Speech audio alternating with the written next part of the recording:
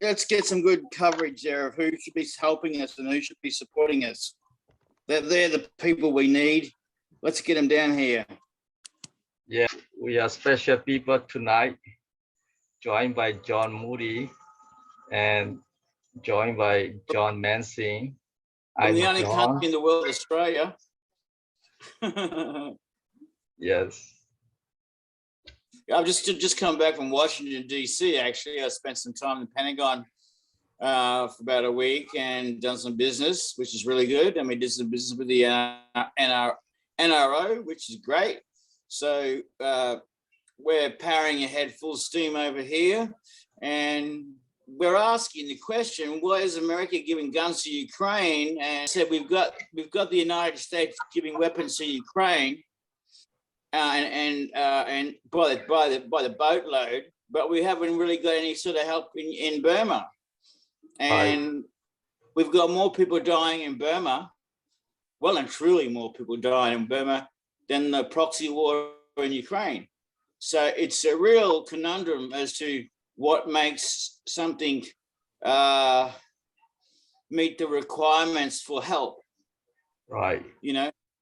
What are the requirements for help? You know, when you've got more people dying in one country than you have in another, but the other country's getting more weapons.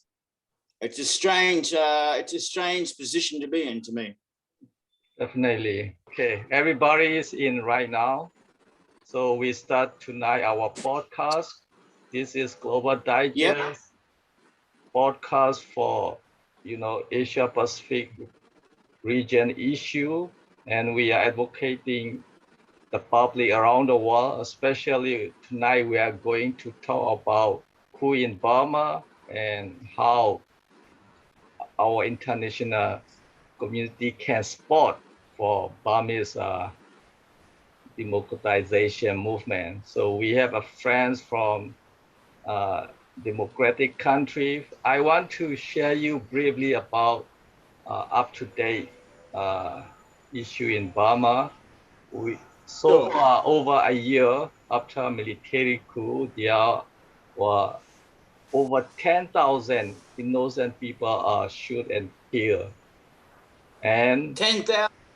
Yes, over 10,000 innocent people are shot and killed, and over 5,000 or between 5,000 and 10,000 houses from villages and towns burned or destroyed, and among them systematic extermination. Right, among them hundreds of churches, Christian churches were destroyed and burned, especially in the Christian state like Chin state is a dominant Christian state. The only a few Christian state in Burma, it is a Chin state, number one, and Karen state and Kachin state. They have many Christian. What's the reason for that? What's the ideology behind that? What's the thinking behind that for doing that? There must be some sort of purpose. Sure, that is a military, dictator military behavior in Burma. They are brutal, and they are very inhuman act to the Burmese own people. And again, there are hundreds of Christian pastors are persecuted or killed. So right now, what we are going to discuss is for urgent humanitarian aid, how can we support humanitarian aid, and how a way we can find humanitarian aid.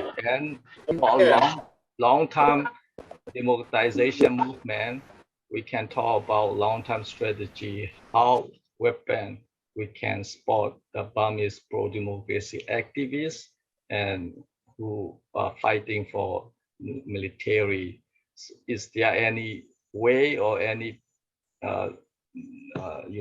any method or any support we can get from international Well, Likely. the first person I'd be engaging would be the US or Australia. Australia being in the region, which is really part of Asia anyway, and I'd be engaging Right. and Blinken, which is the United States Secretary of State, and trying to get some movement happening with him. And I'd be citing numbers of people being, because really what it comes down to is, why do you help a country? And the reason in this case is because there's systematic extermination going on of the citizens, and it's in a mass scale. So there's a genuine reason to aid and even weaponize resistance against what junta is it? What do they call the military over there? Junta, military junta. Yeah. I mean, basically, these guys need to be taken out. I mean, that's no mucking around, and to do that, you have to fight your own fight. But you can't fight your own fight against guys with, M16s and AK-47s and missile launchers and stuff like that with shovels and spades. It's just not going to work. So you need a country to come in and say, look, there's not a lot of resources in Burma. So on a strategic world stage, the sad thing is that the United States really only acts in the United States' interests. So, for example, the United States being in Ukraine is part of a proxy war, civil war with Russia that began 8 years ago. And it's not really about something that happened 4 months, an invasion that happened 4 months ago. It goes on way before that. And, we see on the BBC News 17 people killed in Ukraine. And then you tell me 10,000 people were killed in Burma. Right. There is something wrong there with how we're doing business, basically. That doesn't seem right to me in my mind. I mean, I can be wrong, I can be right, but in my mind, it's a simple calculation. Of course, right. Australia it should be very much concerned about the region. I mean, it's stability for the region. Definitely, Australia must concern. I was just at the Australian Army, actually Air Force Base, and I was watching military trucks getting loaded on airplanes to head to Ukraine, and I'm thinking, what are you doing? Isn't Australia's best interest? This is a trend. Ukraine is a trend, and everyone's jumping on the trend wagon. And it's a joke. And you have Australia here in the Asia Pacific with a country that's in desperate need of help help to stabilize the region, and it's not getting assistance. There seems to be something wrong politically. So, John Murray, how do you think after Murray's government is gone, this new government, Australian government, is there any policy they have in mind about Burmese issue? Do you have any idea? There's no policy.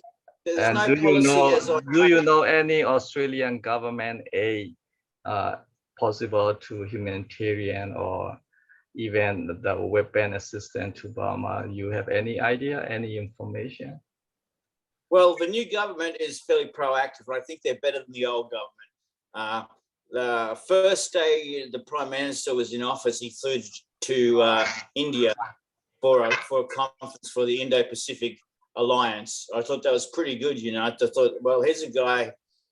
He's moving about. He's got action. The first day he's in seat. He's flying to another country to looking for peace deals.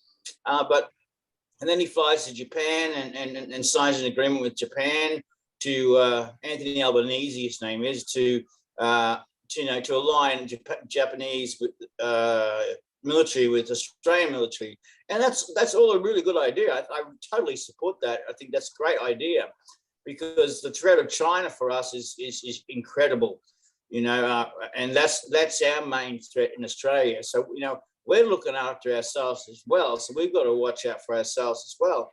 But Burma's a small country. It doesn't really need a lot of help, really. I mean, on the big scale. I can't see, there is no policy as far as I know to help Burma from the Australian government. You would have to create it. You would have to canvass and create an interest and from an interest create a policy, and that could take a while. That could take 6 months to a year, and in the meantime, you've got 10,000 people getting killed each week. Well, it's not quick enough, is it? Right. I mean, Australia government seem not immediately deliver any assistance or any help. Is no sign at the moment. But I mean, privately or some rich people, at least they can contribute. Very rich people. Maybe John Moody, yourself or your friends can at least contribute a lot of humanitarian aid.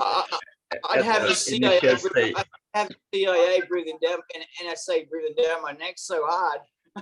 Yeah. Okay, then. That's something that's something I would definitely consider if it was in a legal avenue. Great. But I don't think it's legal for me to do that. I mean, I certainly would support that. But as I said, I'm not a criminal. I'm not a criminal like the people that are killing your people. I'm not one of them. Right. So it's really a matter. It's a political matter, really. It's not a private citizen matter. Even though we could probably put together a few people and a few billionaires and buy some stuff. It can work. It can work some level. I mean, not only government is option. There are many private sector they can do private. One way around it would be to have donations given to the Burmese democratic liberals. What do you call yourself? Liberal Party or liberal democracy? Asia Society for Liberal Democracy. Yeah, sure. I mean, one way would be to set up a fund where you have donations coming in, and what you do with that money is entirely up to you. Of course, we need urgently we need humanitarian aid, and long time we need to build a liberal democracy, if possible. Weapon for the who are young people fighting military, gun to gun, that can for long-term strategy. So that is many ways possible. First thing is whoever, even private citizen or rich people, millionaire, as long as they have they have a feeling, they have a commitment, that will work. Definitely that will work. I mean, you'd have to work out how you'd get what you need to get, but I'm sure you could do that. Right. And I'm sure you have contacts and avenues and people that if you had money, that you could do business with. Yeah. I'm not suggesting that. I'm just saying that that's a possibility. I think you can do a lot, John Moody, because you have a lot of connection and you have a lot of VIP people, rich people. So why don't you do something? You give some time for Burmese issue. Well, as I said, I think the best thing I can do is canvass Anthony Blinken, the U.S. Secretary of State, and because I mean Australia, it's really funny. Australia follows America, and America says to Australia, jump, and Australia says how high. That's really how it works, and whether people like that or not, that's how it works down here in Australia. So you might as well concentrate on the Americans, okay? Because without the American backing, you're going nowhere. Definitely Guam, Guam and, Hawaii are very much next to Asia and part of Asia Pacific. So American cannot run away anyway. They have to be involved in the region issues. So there are a lot of good people out there with big hearts, and who have a lot of money, and they're nice, and not all of them are assholes. There are nice people. Some are nice people, and it's just a matter of connecting with those people who have got the money and the things. But you've got to understand, you've got to act within a legal framework. You can't have what do you call that Hollywood movie where the Expendables, yeah, the Expendables, whatever it's called, coming down in Sylvester Stallone style, incursion, and then knocking off the paramilitary and all that sort of thing. That's not going to work. Right. Well, maybe it could, I don't know. But you really need to do it. You need to do it by the legal framework. What do you want me to do? You can do many things. You have a lot of capacity, and I want to share about the Burmese issue. Many donor or foreign aid, American aid, European aid, even Australian aid, they are just doing generally. They are not doing a very effective way, or you need a couple of $100 million, realistically. Right. I mean, they are not doing foreign aid very effective way. That is not at all problem. And this is how they lost, and this is how Australia lost most of the islands, the Fijian islands, to China, because we weren't looking after them. And China comes in and says, okay, well, we'll look after you, and we'll give you some money, and we'll look after you, and everyone's happy. And then all of a sudden, we now have Chinese military bases right on our doorstep. So it's important that we take an interest in our neighbours, and it's important that we financially support those neighbours as well as military support, because you're talking about people who are not going to listen and not going to bargain and not going to come to the table and sit down at a table and talk with you and say, okay, well, look, let's negotiate. That's not going to happen. Right. These people are dictatorships, they just tell you what's going to happen, and that's it. And if you don't do it, you get shot through the head. Right. That's what you're talking about. So you need a counterinsurgents, basically, if you wanted to do something about it, you have to first have a look at some UN charters just to see where you stand legally, and what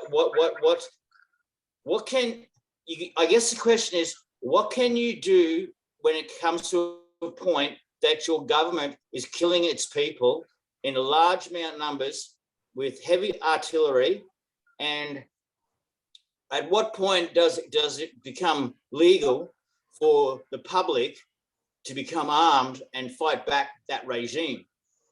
That's really the question. At what point do we say, okay, there's a problem here, and these people need help, and we need to help them because what's going on is an atrocity, and that's really what the message that we need to get through to these people. As I said, 17 people killed in Ukraine shopping mall blast. It's the front page of BBC News. 10,000 people died in Burma. No one's even listening to it. Right. So it's an awareness. It's getting people to care, and it's also getting people to say, okay, how do we help these people do it, and how do we do it by the law, and at what point do we say, okay, we need to arm these people because it's still happening, and it's going to keep happening until most people are dead, and so at what point do we say, okay, we need to arm these people and help them fight in a resistance fight or coup, whatever you want to call it. It doesn't really matter. It's all the same shit. You know, at what point does that become legal? That's the question. And once you've got that answered, I think that allows for the government, like the United States government, Australian government, to say, okay, we've got a legal precedent here, and now we can move in and act and start flying stuff in and you know, really doing stuff, you know, with you guys, with what I would call freedom fighters. You know, that's basically what you are. You're a freedom fighter. You know, and you're fighting for your country and your people. I mean, there's nothing more admirable than that, as to be admired. You know, as far as I'm concerned. So yeah, what is the legal point that it becomes possible for governments to arm you? That's the question. Of course. And that question, I think, is a United Nations question, not an individual country question, because the UN has to have a ruling saying that, okay, Burma's in trouble and Burma's going down the extermination, you know, regime with a regime that's producing the drug ice, manufacturing the drug ice in huge amounts, and people think Burma is not affecting them. Well, it is, because I tell you why it's affecting them. Your neighbor, Burmese military is in your neighborhood in the United States of America. And you know why they're in their neighborhood? Because kids are doing the drug ice. And where does the drug ice come from? It's manufactured by the ton load in Burma, so the military can sell it to raise money for weapons. Now, and if people think that it's not affecting them, they're wrong, because it's in their neighborhood, right in America, right in Australia, and every other country in the world. And it's not clicking with people. Definitely. People aren't getting it. That is very legal issue, you know. Drug issue number one is, you know, it's affect the whole world. Why? It does. Why not UNSC or United Nations made proper, you know, decision? A ruling. Legally. The United Nations ruling. Yes, they have to, you know, anonymously. They should decide that to remove drug. Are you prepared? I mean, who is the leader of the rebellion? Rebellion. There are many ethnic groups. We don't have a single leader. Well, you need to get organized and get a single person. Among rebellion, I've been explain you or not, because there are two left-wing and right-wing groups, you know, near the border of China, and some rebel group are very left-wing. They may not interest about democracy, but well, they're probably getting aided by China as well. Those part of Christian state, Chin state, Korean state, Granny state, they are very much liberal democratic minded people. So there are also separate ideology. That's why I've been keep telling, we have to base on the, you know, liberal democracy idea. But all this international society supporting and helping is without focusing specific target. Like if we target on liberal democracy, we have to focus on those liberal democratic state, Christian state, like Chin state, Korean state. But they are not targeting like that. They just are generally doing like foreign aid. They just deliver generally. There is no target and no proper foreign aid. So each individual country should do many things, you know. What democratic country want to help the Burma for democratization? Because most foreign aid came from democratic country, you know. But they don't have target.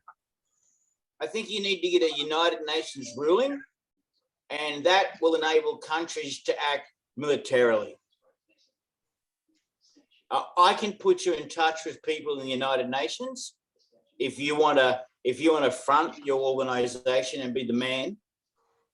Someone has got to be the person who represents the organization.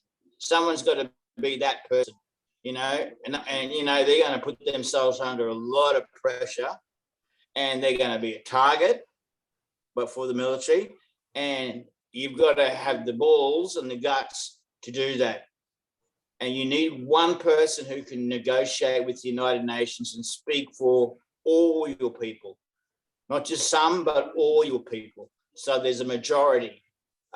When you have the majority, you really got a clear run. You know, they have to help you. Sure. I mean, it is complicated to just general view on Burmese. But if we concentrated and if we target properly liberal democracy, there is a way to solve. Even though United Nations or any international society have no proper ruling, at least, you know, within Burmese domestic system, the military junta is illegal. We know, everybody know it's illegal. They are against democratic elected government. So that is illegal. Military is illegal. Even it is not necessary United Nations rule. As long as any volunteer democratic country, if they want to help, they can jump in, because the junta is already not, they are not legal. So that, there you go. That is one point. And the other two, international society has to concern about drugs. There's very much. They are killing, with Burmese drug killing thousands of people around the world, from America, Australia. Millions. That is legally international society to act to stop those drugs and to remove the regime. It's like China. It's like China producing fentanyl. And that's one of the biggest killers in the United States at the moment, one of the newest dance drugs or whatever, party drugs, whatever you want to call it, fentanyl. And the Mexican gang cartels have got, Chinese are giving the Mexican drug cartels the formula to make this shit, you know? And so they're pumping it into America, and it's lethal. If you can die from this stuff very easily, you know, and it's affecting it's kids that take this stuff, right? You know, it's not 50-year-old men like me or you. It's 18-year-old kids who are out clubbing and out partying, and they want an extra high or whatever they want to do. Let's be real about it, you know. And they're the ones taking it, and they're the people that are in your neighborhood right now, in Texas, in Los Angeles, in, you know, Washington D.C., in New York. The Burmese military are everywhere, and people have got to start realizing this. And if they want to shut it down, then you have to shut down the military. Definitely. You know, yes. But you have to still have this person who wants to represent the opposition. You need an individual before you can act. You need an individual who's going to stand up and say, well, look, I'm representing the opposition, the people who are against this illegal government, and we want something done. And that person is the person that does the dealing with the United Nations, with America, and things, because they won't deal with an unorganized organization. You know, no one's going to deal with that whatsoever, because you don't know what you're getting into. So you need something properly set up, an organization set up with a leader that's been democratically elected as your as your opposition leader, and then you can say, well, look, this guy is the guy that represents us. He's got the right, he's got the vote, he's got the people, he's got the numbers, and this is what we're up against: an illegal government that's exterminating people, killing people, and it's got to stop. I see.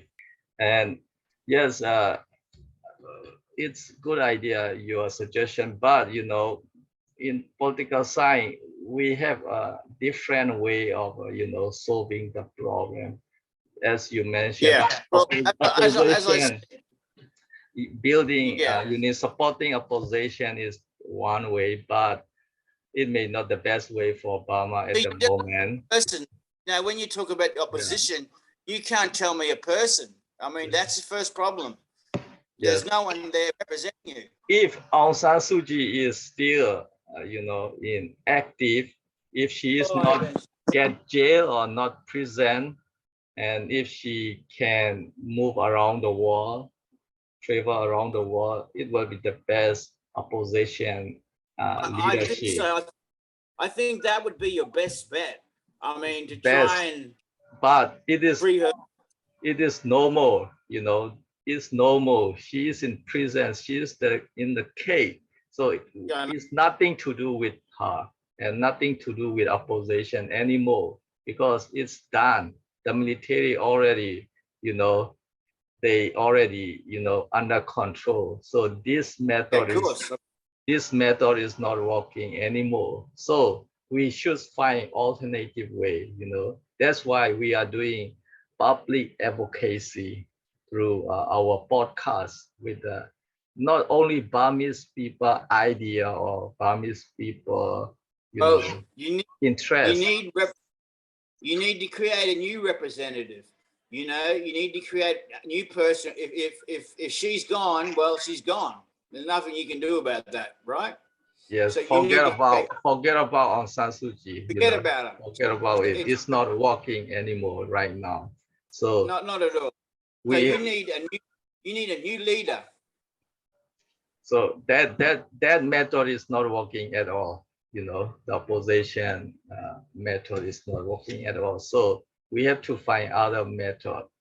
That's why we are doing advocating public through international community with the interest of international society, not only Burmese interest or not only Burmese opinion. We need to do with international society, as you are liberal democracy and American friends are liberal democracy. Many liberal democratic countries, we have a sufficient resources around the world, but we don't know how to cooperate and use our resources to effectively change the military regime in Burma and to transform into liberal democracy in Burma. We should use effectively how our resources around the world, how can we use it? As I said, so let's just say I'm the Secretary of State of America, I'm Anthony Blinken, and I come into your country. Who do I talk to? You see? There's no one there. Yes. So this fix can't be fixed until this problem of having a representative to speak to people like this, because, if the Secretary of State of the United States comes into Burma and goes, okay, well, look, we're interested in helping you. Who do I speak to? And you go, oh, we don't really have anybody. He's just going to get on the plane and go home. Right. I agree in some part that Burmese opposition group, so-called National Unity Government, NUG government, we have to, transform. You have to pull it together. We have to, modify, because it's not working. What the list in the NUG cabinets or NUG leadership are not working. So then I accept you are pointing out. I accept we have to change in opposition leadership as well. You've got too much internal conflict going on to have a leader. You see what I mean? So everyone needs to chill out and have a chat, sit down around a campfire or whatever, sit down, have something to drink, have a few drinks, have some food, relax in a nice environment, casual environment, and have a talk about, okay, who's going to be our leader? Why is he or she going to be our leader? And do we all support this? Yes, I accept. That's- I accept there should be change among opposition leadership, definitely. But and then you can move forward. I want to say important thing is, in the policy making or advocating public around the world and around in the region, we have to use, very effectively our resources, like number one, foreign aid, where the American foreign aid is poor and where Australian foreign aid is poor, that should be effectively But used. who are they going to give it to? So that is a big question. That's the problem, see? You've got no one to represent you. You need to get someone. We don't have to blame the Burmese people. Burmese people, whoever, if they get, they will accept it. Everybody are wanting to accept foreign aid. But the policy maker from the the funder, donor country has to make a proper policy. As I told you, they cannot just deliver money. They have to target. If they are target liberal democracy, I wouldn't support that either. Just giving money to somebody or something is ridiculous, because you don't have a plan how you're going to use that money. You don't have a leader to tell people what to do. It's an internal structure problem as far as I can see it. Before you can get in a stage. Why don't you do it? Why don't you do it? Sure, it's also a problem within a donor country. From Australia, from America, the donor, the policy making number one problem. They don't have proper policy. Like if they are focused or if they are target liberal democracy, you've got a fair idea, right? Clear policy. And number two, you have a fair idea. Number two, there are also corruption within the donor country. From America, maybe there are many, corruption everywhere. Many NED or USA or many American aid. Among them, corruption. Those are donor countries, those who are managing the fund. They just give for their own benefit to the other side, not for. Probably some of them have got into the ice production. If they're corrupt, maybe some of them got interest in the production of ice. Maybe they're making money through that too. You've got to consider corruption in foreign countries, because it's there. Everybody knows it's there. It's a matter of weeding it out. But again, why don't you step up and become this leader? You see what I mean? No, that is not sufficient. Just resistance is not sufficient to represent it. Right now, my concern is representative is not the issue. Whatever John Moody or John Mansing or whoever can do it. But the thing is, the right strategy, whoever do, I don't mind, not Burmese, I don't mind, even American or Australian can do it. But if they have a clear policy, a clear strategy, it is better than our Burmese leadership without clear. But they're not going to come in and run your country, because that's democratic. That's communism. No need to run. They're not going to do that, because, and I wouldn't support that either. What I would support is having someone represent your opposition to the current illegal elected government, and them negotiating deals with the United Nations, the United States, preferably the United States Department of Secretary of State and the Department of Foreign Affairs for Australia, and having a policy of what you're actually going to do with money and how if you need military aid, what sort of military aid do you need? Are you talking about guns? Are you talking about, you know, how heavy do you want to go with the military aid? What sort of stuff? Like, for example, in Ukraine, they've just moved in some missile launchers. You've got to work out how heavy you want to go with this, and you got to work out what you need to beat the military. What weapons you need what weapons do you need to beat the military? Right, we need, but the first thing is, I mean, when you deliver the weapon to the left wing or right wing, you know, should be clear. That should be clear. Let me ask you a question. Is the left wing opposed to the government? Of course, yeah, left wing also oppose government. Right wing also oppose government, you know. So both these organizations are opposed to the government. Of course, even government itself is left wing. So where is the person to unite these two organizations?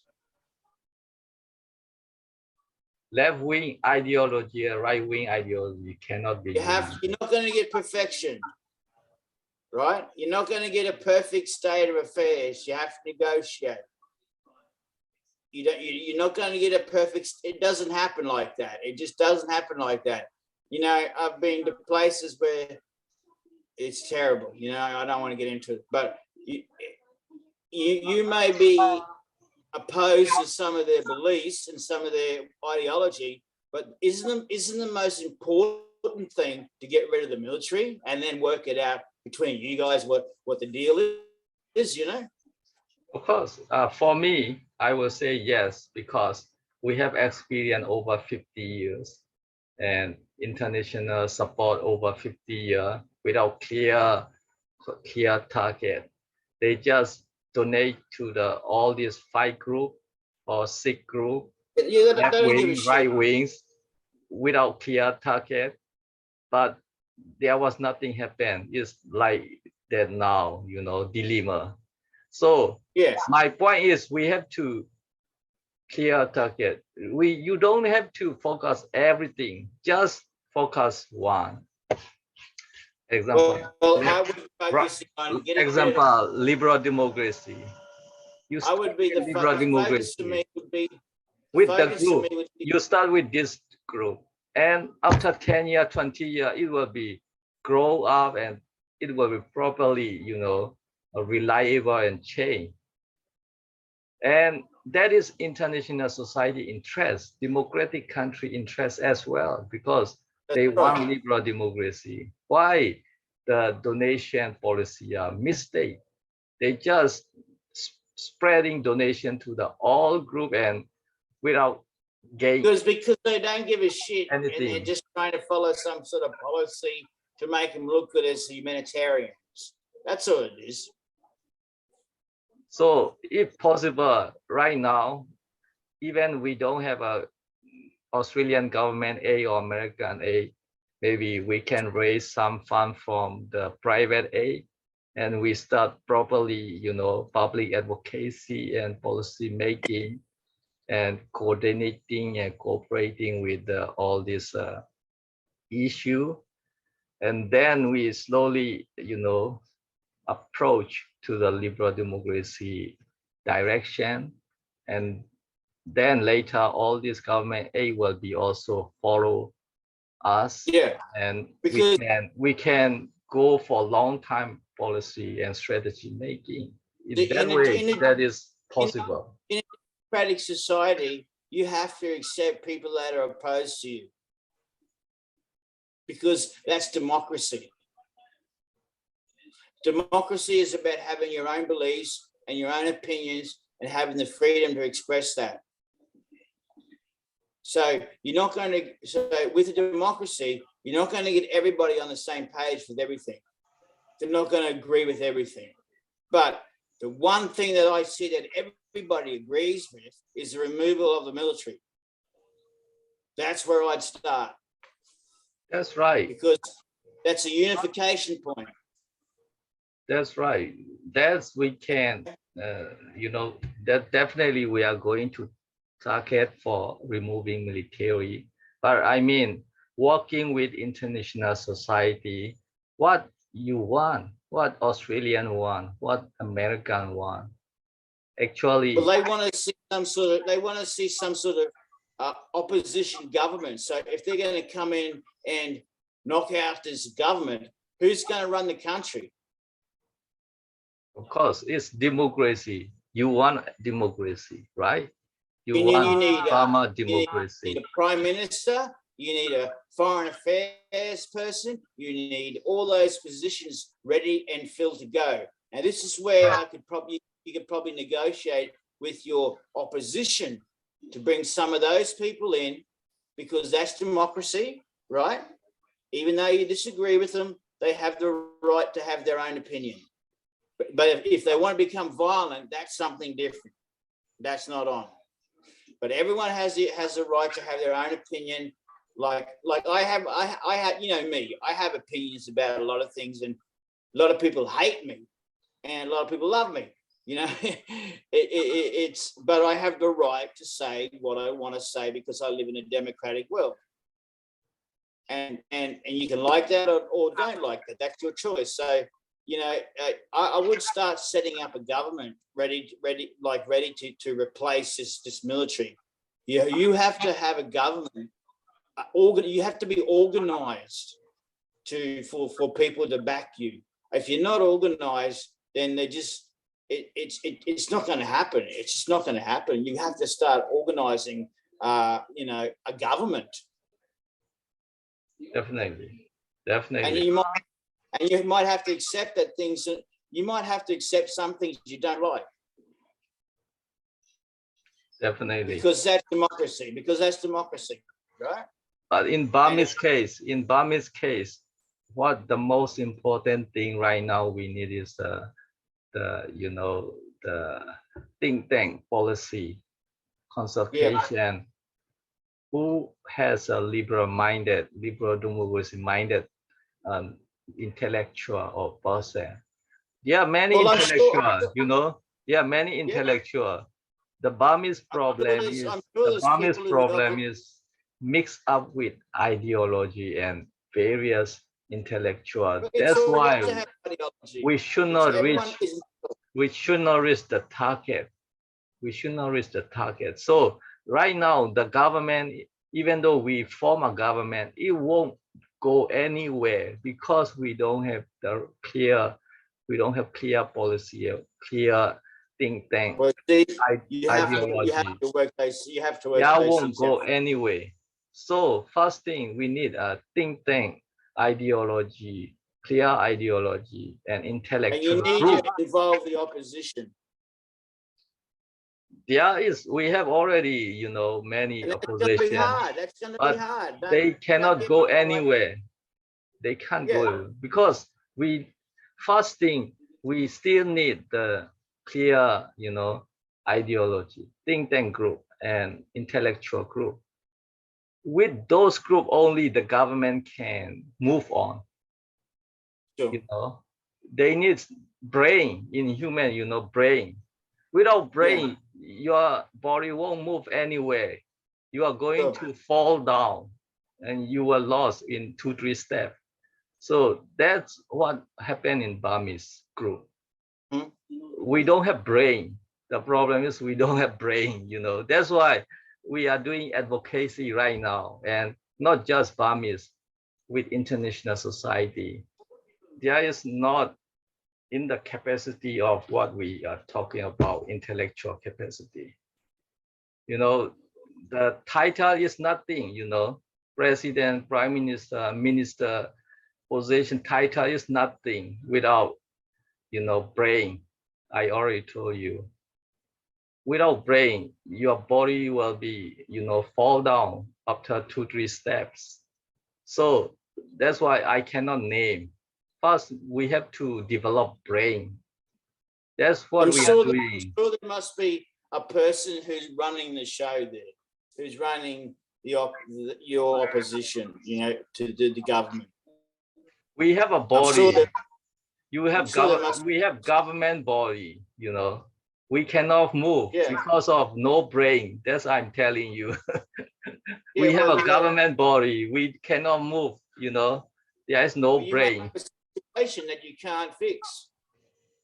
So now we are developing brain, you know, like that this public advocacy think tank group, you know, I can absorb different knowledge from international society, from America, Europe, Australia, from Asia country.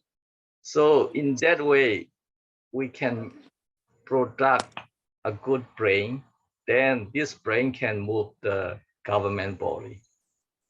Yeah. We can go ahead. So now we are Okay. developing brain. So in that developing brain, we need to organize.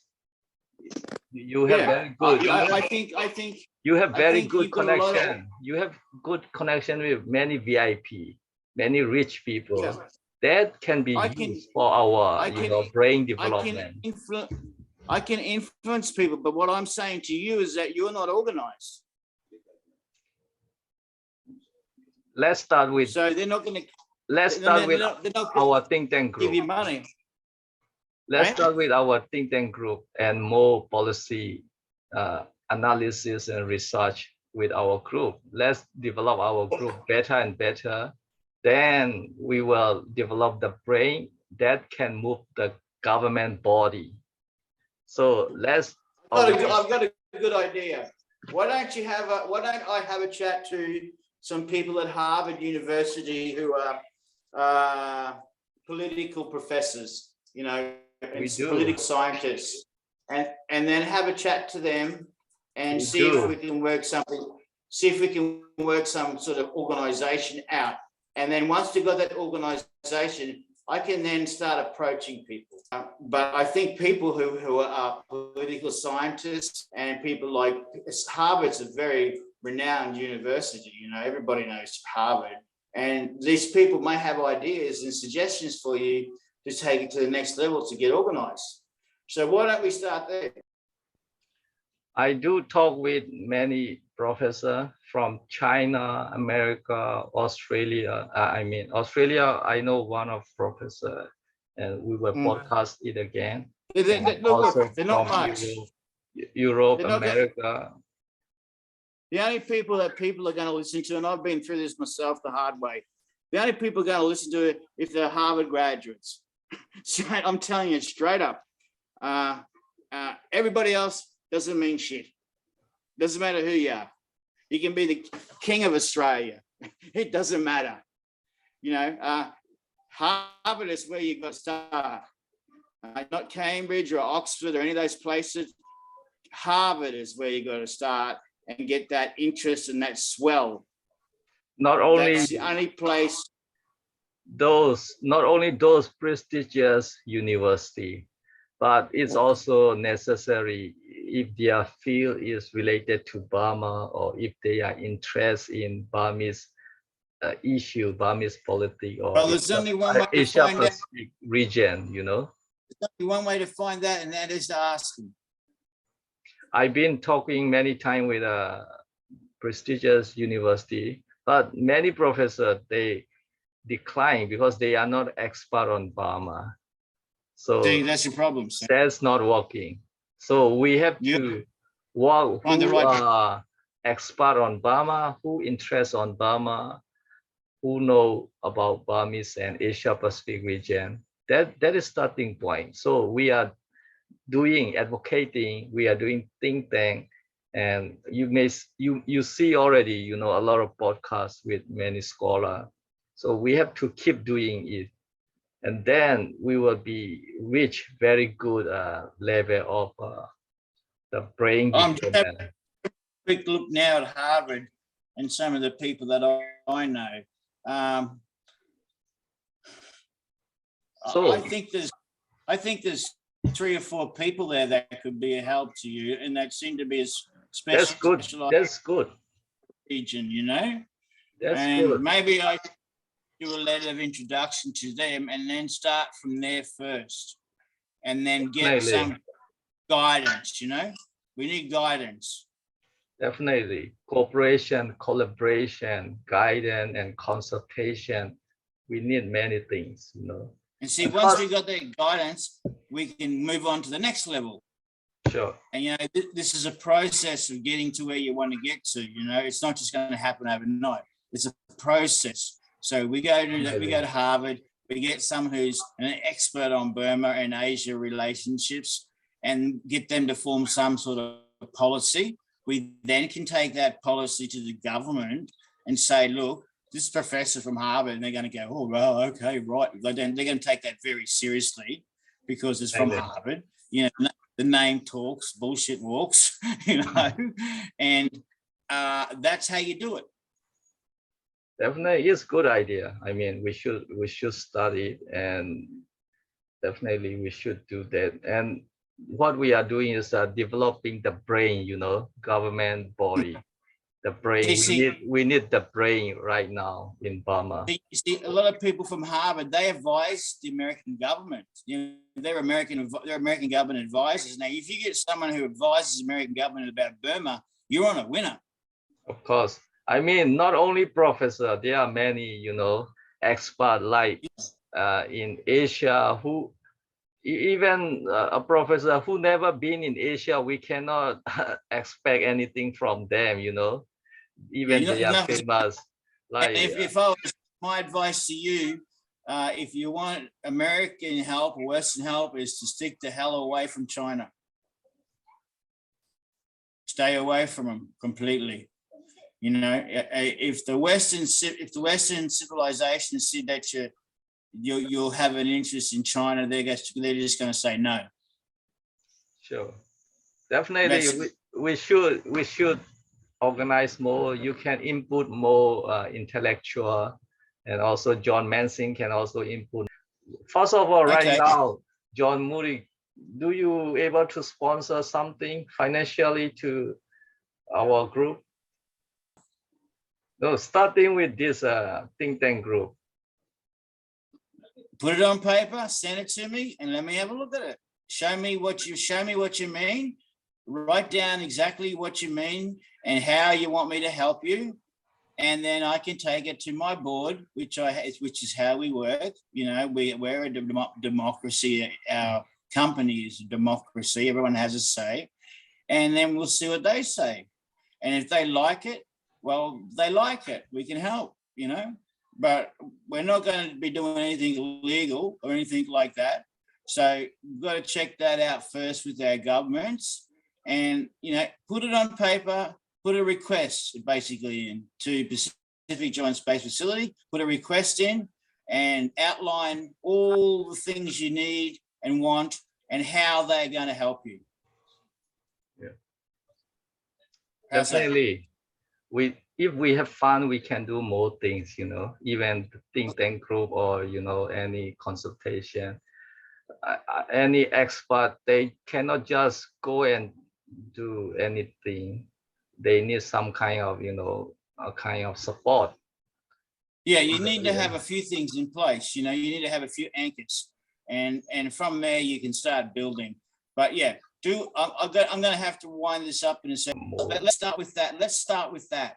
And then sure. I can have a better understanding, and I can get my guys. And I'm not going to tell you who my guys are because they're protected under military protection. You know, they're some pretty high up people in the military, and I'm not going to name those people and or put those people in any sort of jeopardy or a threat position whatsoever. But they'll have a look at it and they'll give you some really good advice. You know, like and I think I trust them. I trust them with my life, and I think that the advice you'll get will be really good. Yes. Thank you for tonight, right. Moody. We have a friendly discussion about how to organize and develop about our think tank group and, you know, the brain development for Burmese opposition. Get it on paper. Yes. I hope we can do update discussion in next time.